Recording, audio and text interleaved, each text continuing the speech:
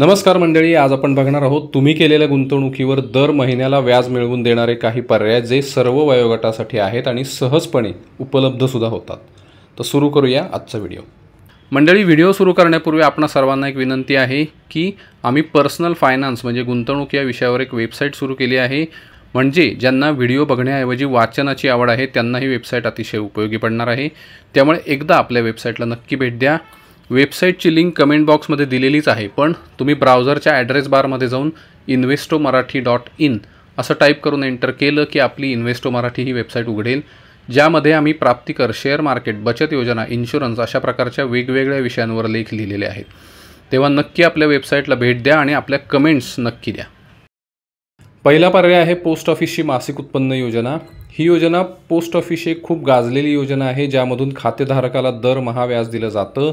म्हणजे दरमहा बचत खात्यावर व्याज जमा केलं जातं। त्यामुळे ज्यांना दर महिन्याला एका ठराविक उत्पन्नाची गरज आहे अशा लोकांसाठी ही योजना अतिशय उपयोगी आहे। पोस्ट ऑफिस मासिक उत्पन्न योजनेची मुदत 5 वर्षांची आहे आणि या योजनेचा सध्याचा व्याजदर 7.4% आहे। मात्र या योजनेसाठी ठेवींचे नियम थोडे वेगळे आहेत। या योजनेत किमान गुंतवणूक 1000 रुपये करावी लागते। म्हणजे योजनेत खातं सुरू करताना किमान रक्कम 1000 रुपये भरून खातं सुरू करता येतं आणि एका व्यक्तीचं खातं असेल तर जास्तीत जास्त गुंतवणुकीची मर्यादा 9 लाख रुपये आहे आणि संयुक्त खातं असेल तर जास्तीत जास्त 15 लाख रुपयांपर्यंत गुंतवणूक तुम्हाला करता येऊ शकते। मंडळी, ही योजना सर्व वयोगटातील गुंतवणूकदारांसाठी आहे। मात्र ज्यांना दर महिन्याला उत्पन्नाची गरज असते त्यांना या योजनेचा जास्त चांगल्या प्रकारे फायदा होऊ शकतो। उदाहरणार्थ, ज्येष्ठ नागरिक म्हणजे 60 वर्षांपेक्षा जास्त वयाचे नागरिक, कारण एक तर ते निवृत्त झालेले असतात आणि त्यामुळे त्यांच्याकडे उत्पन्नाचा दुसरा कुठलाही मार्ग शिल्लक राहिलेला नसतो। त्यामुळे पोस्ट ऑफिस मासिक उत्पन्न योजना हा अशा गुंतवणूकदारांसाठी अतिशय चांगला पर्याय आहे। दुसरा पर्याय आहे बँकेतील मुदत ठेवी। मंडळी, बँकेतील मुदत ठेवींमध्ये गुंतवणूक करणे हा एक नेहमीच चांगला पर्याय ठरतो। सध्या बहुतेक बँका सामान्य नागरिकांना 7% व्याजदर देत आहेत आणि ज्येष्ठ नागरिकांना साहजिकच अर्धा टक्का म्हणजे 7.5% व्याजदर मिळू शकतो। तसंच काही ठिकाणी हा व्याजदर 8% सुद्धा दिला जात आहे। बँकेतील ठेवींमध्ये गुंतवणूक करण्यासाठी अगदी 7 दिवसांपासून ते 10 वर्षांपर्यंतची मुदत आपल्याला मिळू शकते। मात्र किमान 1 वर्ष ते 10 वर्षांपर्यंतची मुदत निवडणं हे आपल्याला जास्त फायद्याचं ठरतं। मात्र बँकेतील मुदत ठेवीमध्ये गुंतवणूक करताना तुम्हाला दरमहा व्याज मिळण्याचा पर्याय निवडावा लागेल, ज्यामुळे तुमची दर महिन्याला आवश्यक असणाऱ्या रकमेची गरज भागेल आणि शक्यतो गुंतवणूक करताना अशा बँकेत करा जिथं तुमचे गुंतवणुकीचे पैसे बुडणार नाहीत। त्यामुळे खास करून ज्येष्ठ नागरिकांनी शक्यतो सरकारी बँका किंवा मोठमोठ्या प्रायव्हेट बँकांमध्येच गुंतवणूक करावी, ज्यामुळे त्यांची गुंतवणुकीची रक्कम तर सुरक्षित राहीलच, पण त्यांना दर महिन्याला नियमितपणे व्याजसुद्धा मिळत राहील। तिसरा पर्याय आहे ॲन्युटी डिपॉझिट स्कीम। मंडळी, हा प्रकार थोड्याफार फरकाने फिक्स डिपॉझिट म्हणजे मुदत ठेवीसारखाच आहे, पण त्यावर मिळणाऱ्या परताव्याची किंवा व्याजाची पद्धत वेगळी आहे। ॲन्युटी डिपॉझिट स्कीममध्ये एक ठराविक रक्कम ठराविक कालावधीसाठी आपल्याला भरावी लागते आणि त्यावर आपल्याला व्याज मिळत राहतं। मात्र या योजनेमध्ये व्याज मिळण्याची पद्धत थोडीशी वेगळी आहे। सामान्य मुदत ठेव योजनेत आपली गुंतवणुकीची रक्कम आहे तशीच राहते आणि आपल्याला त्यावर व्याज मिळत राहतं।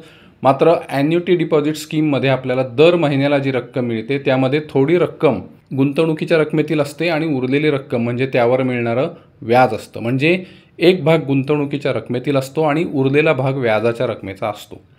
उदाहरणार्थ, समजा तुम्ही स्टेट बँकेमध्ये 5 वर्षांच्या कालावधीच्या ॲन्युटी डिपॉझिट योजनेत 10 लाख रुपये जमा केले आणि तुम्ही सामान्य नागरिक असाल, म्हणजे तुमचं वय 60 वर्षांपेक्षा कमी असेल, तर बँक तुम्हाला 6.75% व्याजदराने दर महिन्याला 19,684 रुपये एवढी रक्कम देईल।